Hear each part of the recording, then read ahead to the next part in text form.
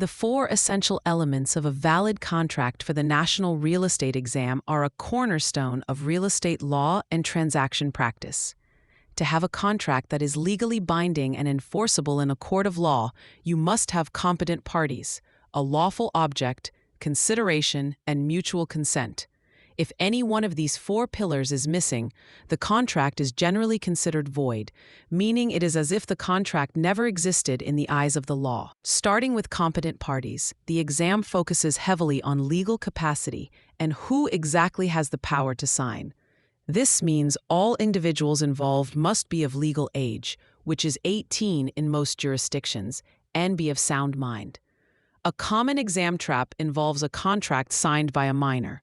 You need to remember that a contract signed by a minor is not automatically void, but rather it is voidable by the minor. This distinction is critical because it means the minor can choose to enforce the contract or rescind it, but the adult party remains bound by the terms unless the minor decides otherwise.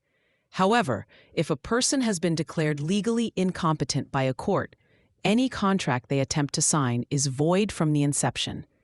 You should also watch out for questions mentioning someone under the influence of drugs or alcohol during the signing process. This goes to the issue of capacity and can render a contract voidable depending on the level of impairment at the time of execution.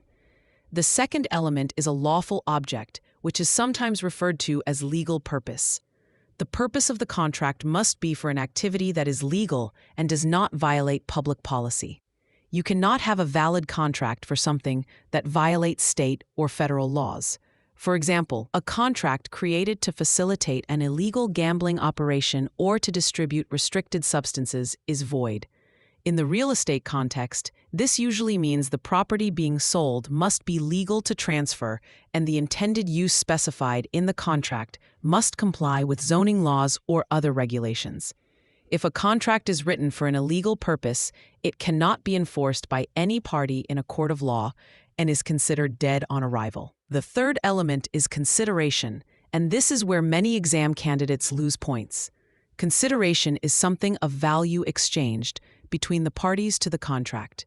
It can be valuable consideration, such as money, property, or a specific promise to perform an act. Or it can be good consideration, such as the love and affection often cited in gift deeds between family members.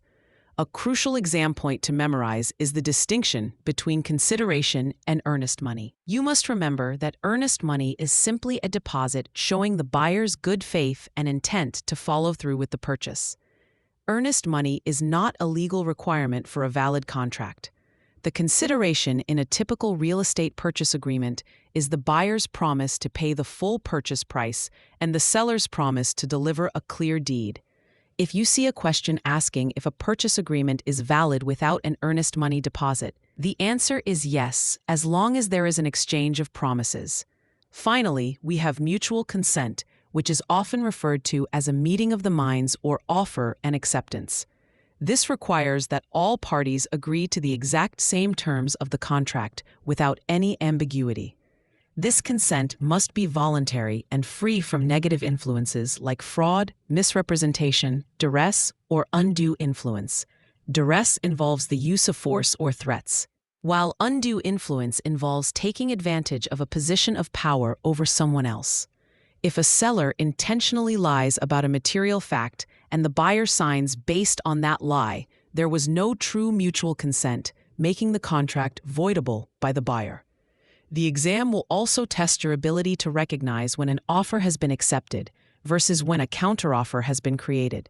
A counteroffer terminates the original offer entirely and creates a brand new one.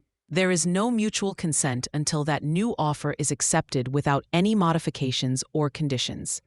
To keep these four elements straight, use the mnemonic CLOC, spelled CLOC. This stands for competent parties, lawful object, offer and acceptance, and consideration. If your contract doesn't have its CLOC in order, it simply won't stand up to legal scrutiny in a court of law. When you are answering questions about these elements, be extremely careful with the wording regarding void and voidable.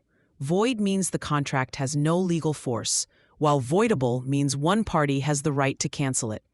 Remember that mutual consent requires a clean agreement without pressure, and consideration is the exchange of value, not just the cash deposit. Keeping these definitions clear will help you navigate the contracts section of the national exam with precision and confidence.